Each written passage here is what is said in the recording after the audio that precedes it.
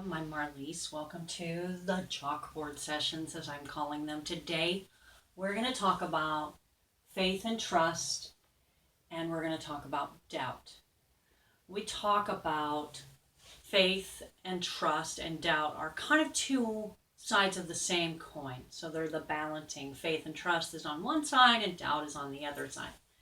Um, and what I find is so interesting is a lot of times when we're working towards habit change or habit transformation, we come from a place of doubt more often than we come from a place of faith and trust. And the question for a lot of my clients and for me that I've found is how do I change my attitude, my starting point from doubt to faith, and how do I keep it there? So today we're going to talk about that. So a lot of times, if we begin with doubt, let's just start there. I don't think I can do this. I've tried it so many times. It's never worked for me. So then we just don't do it anymore. And two of the main components of doubt, I don't care if it's doubt about whether you could get a certain job or a doubt about, whether you can change a certain habit, any kind of doubt that you have, a lot of times it will come from a place of complaining. I've never been able to do it before. It's too hard. I don't know how. Wham, wham, wham. We've all done it. No judgment here, believe me. And that can lead to inaction, right? So, because of all of these things, I'm just not going to do it. Okay? But another thing is inaction also leads to complaining. So these three are very, very good friends. They all hold hands and they run around in a circle around the tree and they, reinforce each other quite a bit. So you're doubting yourself and so you complain, which reinforces your doubt.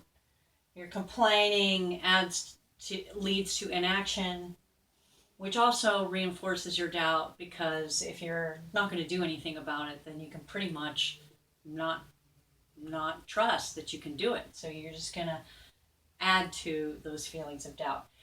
And again, we've all been there. My main thing is always to approach it with love and curiosity and how have I done that? And the other side of it is that we can also approach faith and trust also with love and curiosity.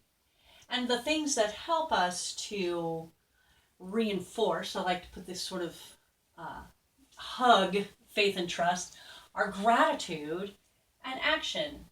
So if we look at our lives and look at some of the things that we're looking to accomplish, and we see the bits, even if it's a small piece of gratitude or 10 little pieces of gratitude, if we focus on those, I got a lot of support today. Today I walked half a mile. Today I decided not to engage in certain behavior. I decided not to eat that muffin. I am very grateful that I heard the song that kept me going. Whatever it is that you find adds to your gratitude for the day. The fact that the weather was great and it inspired you and motivated you to get outside for a little bit. Write those things down because this gratitude hugs and supports faith and trust. Complaining is really hard to support, faith and trust in yourself and others and your higher power when you're constantly complaining. Does that make sense?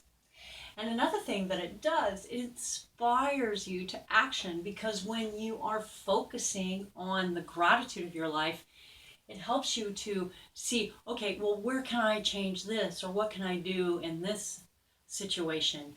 Or how can I grow that action? So today I might have resisted or decided not to have that muffin, but how can I tomorrow decide not to have that muffin and then maybe decide not to eat after 6 o'clock or whatever your goals are. I often refer back to goals of eating and taking care of ourselves nutritionally because that I find is a very good place to begin. but really, really, really allowing yourself to be inspired by that gratitude. Inspired means to bring it into your body and letting that transform itself into action, whether that action is going for a walk or repeating something that also inspires gratitude. So these also, faith, gratitude, and action, they also hold hands and they dance around the tree. The question is, which do you really want to expand in your life? The faith and trust in yourself, others, and your higher power, or the doubt in yourself, others, and your higher power? And just, I would love to hear your comments on how you expand and inspire yourself in these two fields and how you're building faith for yourself and how you build doubt for yourself. So thank you for listening. I hope this helps, and I wish you all the best.